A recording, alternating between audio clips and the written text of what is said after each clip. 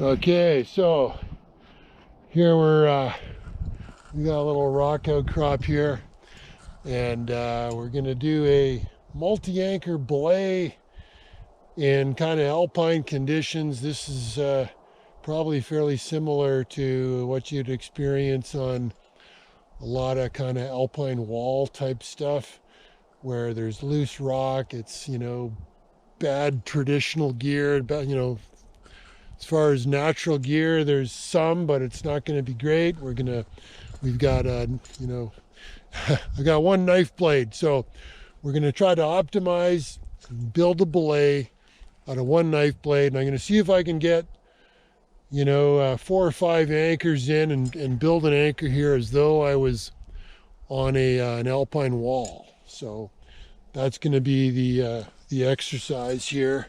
I want to illustrate a few things. One, I've never built an anchor here before, so this is going to be live here, hunting and pecking. I do have a bunch of stuff with me here. No idea if I got the right sizes. It looks pretty marginal, but we'll see if we can get a 4 or 5 piece anchor here in what I would call less than optimum conditions. So we'll give it a go. So you're going to arrive at the wall. And, one of the first things you're going to do is you're going to kind of check out the rock quality. Oh, there we go. Loose, kind of loose piece there. Oh, a bit of a crack. Okay, so, yeah, loose crap here. Hear that? Now, I will confess, I placed this pin before already here. So I'm gonna place it again here, see if I can, and so there we go. So I got one in, and so if I was climbing, I'd be, it's just, I want to make this as real as I can. So let's just say I'm on lead. I got the first piece in. So, okay, while I'm looking around, I'm just going to clip that for now while I'm trying to figure out what my next piece is going to be. And, don't mind telling you, this is going to be a bit of a challenge here.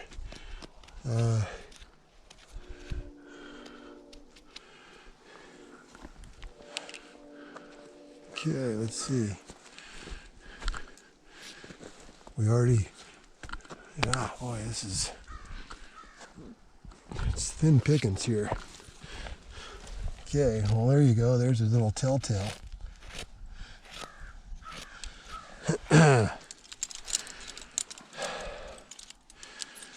Okay, so let's try to scrape that out a bit. So, definitely be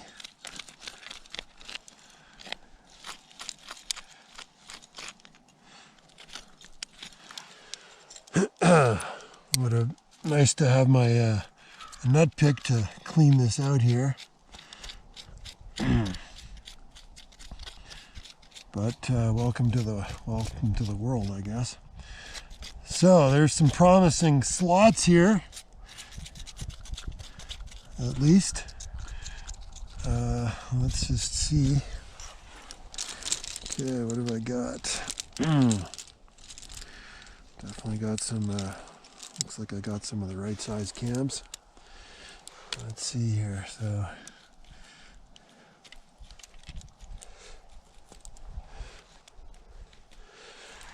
Yeah. I guess it's not too bad. Maybe let's see if the bigger one can go in there. Yeah, not quite. Okay, so the red 0.5, and let's try this guy. Okay, so not going to be great for a downward. They'll be, they're okay for an outward. Let's see what else I can get here. This is seems okay, but still not happy, and you know, we already know that yeah, kind of crap. See what else I can find here. So I guess one of the key things I want to point out to you, okay, I mean, I'm clipped to the wall, I'm still looking for my anchors here. And when you're on an alpine wall like this, if this was, you know, an alpine wall, you're on a belay ledge and you're looking around, and you know, don't limit yourself to where that pin is, because if we just limit ourselves to here, you know what, we're really going to be limited. You know, doesn't look great either, but I guess yeah, fuck.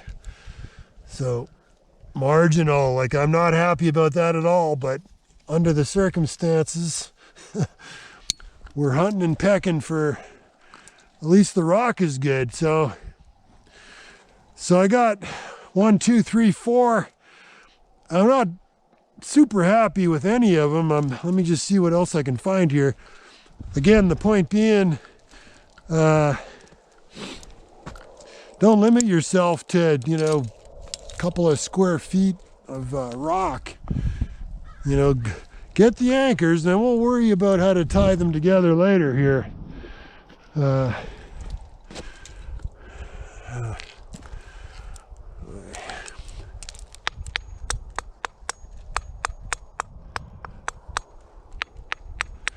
So if I had another blade, I'd try it in there. I mean, it's pretty marginal stuff we're talking about here. But let me just have a look around. I just want to make sure I didn't miss anything here. Oh, wait a minute. Okay. Well, this might be one of those scenarios where, you know, you exaggerate the point to make the point. I got that knife blade now is 25 feet away, but I'm not fussing about. Oh, okay. Look at that. I might have a stop replacement here. Okay, well, you know what? Let's see what I got. Maybe you know, maybe I can get something in there. Like size down. So just the shape of that crack. Okay, so, like, you know, alpine stone. You know what? Don't be shy about giving the wires a tap. You know, and if I had my rock hammer, I would.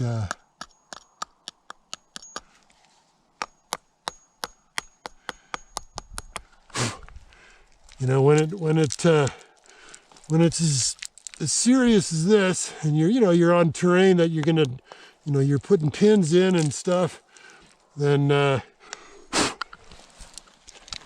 you know, don't be too shy about that. I want to just clean. There's a little bit of gravel in the bottom. I'm going to get that out of there, and I may end up having a placement here. Again, I'm not super happy about this, but if that's all you got, it's all you got, right? So that's what we're talking about, is trying to get something that you're reasonably, you're optimizing as best as you can under the circumstances. And so that guy was in there more before. Just doesn't seem to be going in quite as well this time. Let me just see here.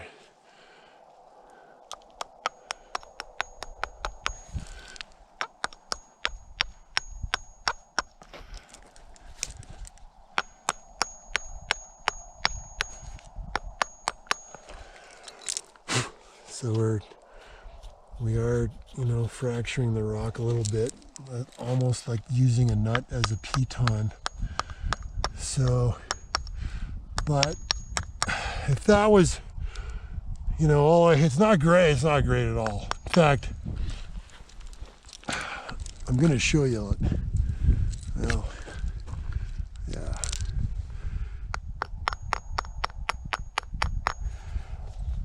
I wish I had my rock hammer. Okay, so I am getting in a bit further. The wire is binding there. But okay, so I'm not super happy about it, but it is better than nothing. One of the old sayings is, if you don't put it in, it definitely won't hold. So we're going to count that as one of our pieces. Okay, so I've got 1, 2, 3, 4, 5 pieces. Let me just give myself a little more rope here.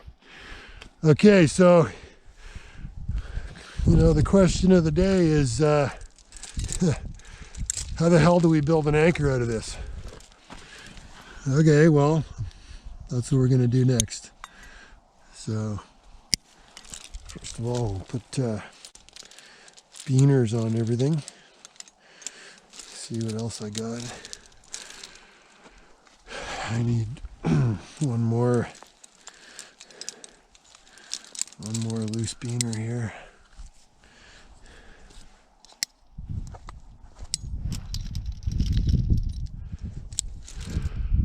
Okay.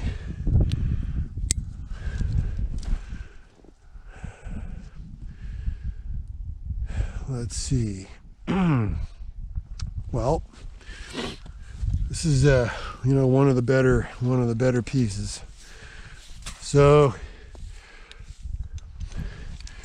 for the sake of it, well, let's just say, so I'm gonna, just for the sake of the discussion, you know, I'm gonna say the main station is gonna be is here where these 4 pieces are, and that one over there is gonna be a last, you know, a kind of a last ditch effort, and we'll have to, you know, do some creative tactics to get over to that guy. But so let's just say here, I'm gonna make some assumptions that I want to stand, have my belay basically right here. Okay, so I'm going to be this is where in the direction of pull, I'm just arguably going to say is coming from behind me. So I got to stitch these all together to give me a station, and we're going to show you how to do that. So I'm going to start with this, you know, because you got to start somewhere. Clove hitch, and okay, so there we go. That's the first piece. Now, if I want to have a completely independent to this one, I'm just going to do a little bit of a, you know, leave some slack. Again, I'll exaggerate this here a bit. So there's a little bit of a clothesline here, and then I'm going to come back to here, and this here is now the you know, the second piece. Okay, so, and I'm going to get a beaner. I got a clove hitch over there. I'm going to do another clove hitch here, and I can see I'm not going to have enough rope to get over there, but so there we go. Now I've got 2. Then I'm going to come back here, and for this one, I'm just going to stitch them together here since they're so close together. I'm not going to make them independent. And so I got to tighten that up.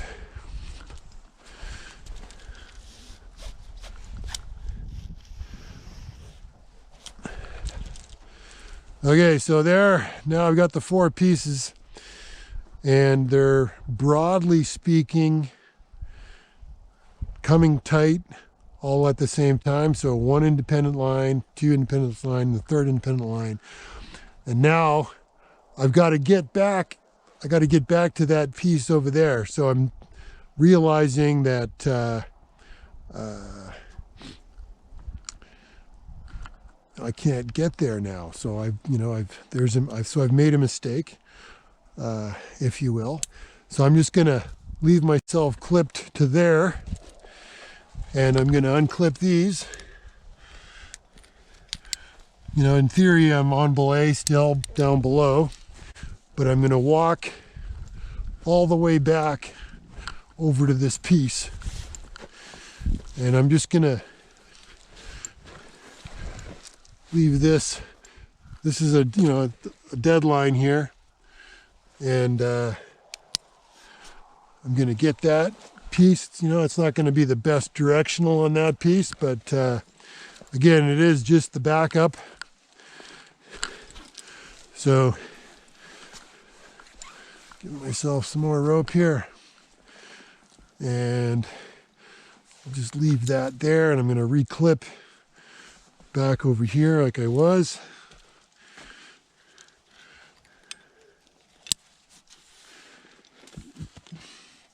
Create the clothesline,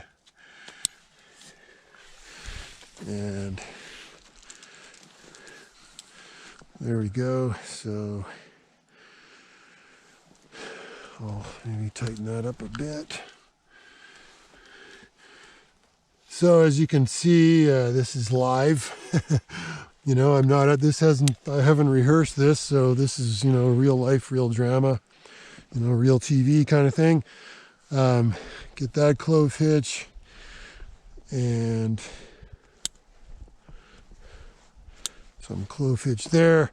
So there's my 4 pieces here, and then I got the backup. Again, this does use a lot of rope.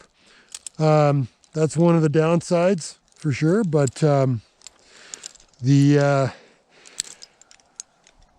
normally you probably wouldn't have one quite that far, but here we are. We're doing the illustration, so it does illustrate the point, somewhat nicely. So I'm going to do another clove hitch here.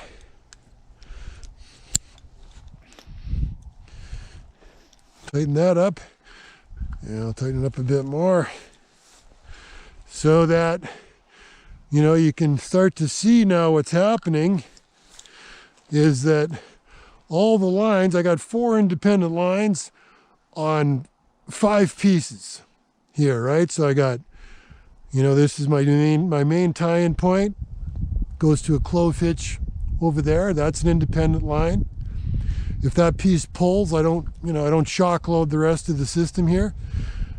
I've got another piece there, which is currently under tension as well. This is independent. Clove hitch here, clove hitch over there.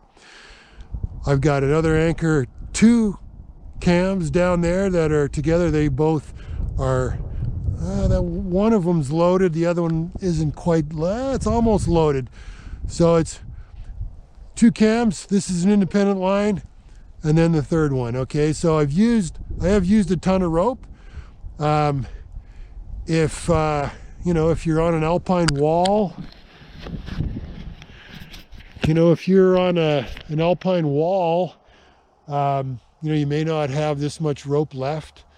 You might have to get your partner to climb up in order to, like if I only had 1 piece here, maybe I didn't get the other 3 and I got one over there, well, and you didn't have enough rope, you might want to get your partner to climb up so that to give you enough rope, to get over there, to get to that piece. Again, this is, not an optimum scenario. It's an alpine wall. Maybe you don't have a bolt kit with you. Maybe you do, but maybe you only got 3 or 4 bolts with you for this alpine wall and you don't want to use them all up. I've used this tactic a lot on a lot of the big walls in the Bow Valley in the Canadian Rockies, and use a technique just like this for multiple anchor stations when it's when you got crap rock or not ideal scenarios. Like if we tried to build a station, and this is all we had, didn't have more pins, and we tried to build, like, this is not an acceptable belay anchor to me, just having these two pieces.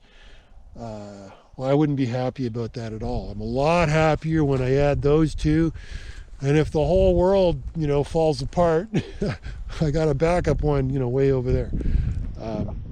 So that's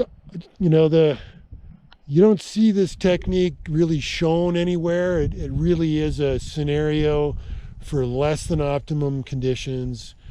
It's for extreme alpine, sort of limestone rock climbing, where you're really struggling to find a decent anchor that you can trust to bring up the team.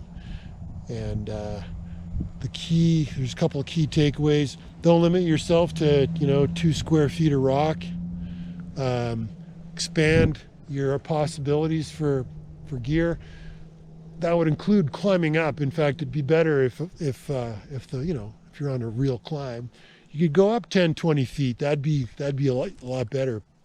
Place a piece of pro that's going to be part of the next pitch. So that's the first thing. The second big takeaway is creating the independent anchors here. Each of these lines are independent. If any one of these lines fail, we're not shock loading the system. That's the other piece. So anyway, that's one of the downfalls of this. Disadvantages. It uses a lot of rope. But I'd rather use a lot of rope than risk just belaying somebody off of those two pieces. The other one is, you're going to have some difficulty escaping the station, in this scenario. That's also true. Now, you could create a master, you could easily just stitch these together and create a master loop if you felt it was necessary to create an option for escaping the station. That wouldn't actually be that tough to do. So you can mitigate the escaping the station thing. And part of the issue here, when your buddy takes off, you've chewed up a lot of rope. When he starts to get to the end, it's going to be, you will need to understand, and so will your partner, that, okay, you got to start to dismantle the station to give him rope. And so you're gonna have to dismantle, this piece, and you're gonna be belaying, and you're gonna get to this one first, and he's gonna need that piece of rope. So, you're gonna have to, put yourself on a bit of a running belay to go get that piece while you're belaying, the other guy. So it's gonna require a few gyrations to get out of this, but in general, I think the pain is worth the gain of stitching together a multi-piece belay. And this is an exaggeration. I mean, I did that on purpose for the sake of the demonstration. Often you wouldn't go that far, and you wouldn't have to go that far, but I wanted to illustrate the point that it's certainly possible to go that far if you need to. And then we'll dismantle it, and then off you go.